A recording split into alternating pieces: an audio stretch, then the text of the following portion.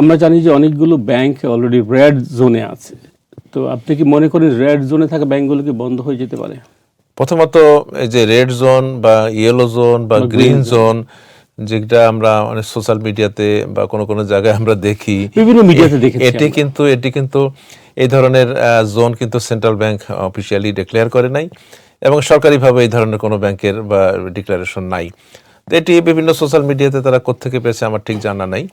তো আরেকটা ব্যাপার হচ্ছে, যে সমস্ত ব্যাংকগুলোকে এরকম বলা হচ্ছে বিভিন্ন ভাবে যে রেড জোনে বা দুর্বল অবস্থায় আছে, আমরা দেখেছি কিন্তু সেই সমস্ত ব্যাংকে থেকে, যেহেতু স্বাভাবিকভাবে এটা গুজব হলে গ্রাহকদের মধ্যে আতঙ্কের সৃষ্টি হয়, তো তারা স্বাভাবিকভাবে টাকা ক্যাশ উইথড্রলের উইথড্র করার চাপটা চেষ্টা একটা করে, বেশি হ্যাঁ। পড়ে। তো কোনো ব্যাংকেই কিন্তু গ্রাহক যে ফেরত আসেনি, আচ্ছা, টাকা টাকা হ্যাঁ, পাচ্ছে। টাকা উইথড্রল করতে মানে আপনি বলছেন সেই ব্যাংকগুলি বন্ধ হওয়ার সম্ভাবনা নেই? না, বন্ধ হওয়ার সম্ভাবনা নেই। ব্যাংকগুলি ব্যাংকের মতোই চলবে, জি। হয়তো মার্জ করবে অন্য ব্যাংকের সঙ্গে। যেমন উদাহরণস্বরূপ যে কিছুদিন আগে যে পদ্মা ব্যাংক এক্সিম ব্যাংকের সাথে মার্জার হওয়ার ব্যাপারে সিদ্ধান্ত গ্রহণ করলো, এবং ইতিমধ্যেই বাংলাদেশ ব্যাংকে উভয় ব্যাংকের সাথে মৌ স্বাক্ষর হয়েছে বাংলাদেশ ব্যাংকে।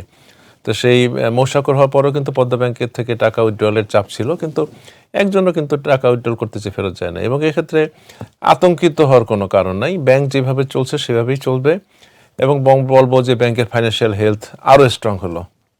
এবং এটি যারা ডিপোজিটার্স আছে তাদের জন্য কিন্তু আমি বলবো যে এখানে আতঙ্কিত হওয়ার তো কোনো কারণই নাই, বরং এটি তাদের জন্য একটি বলবো যে নিরাপত্তা এবং নিশ্চয়তা যে ব্যাংকটির হেলথ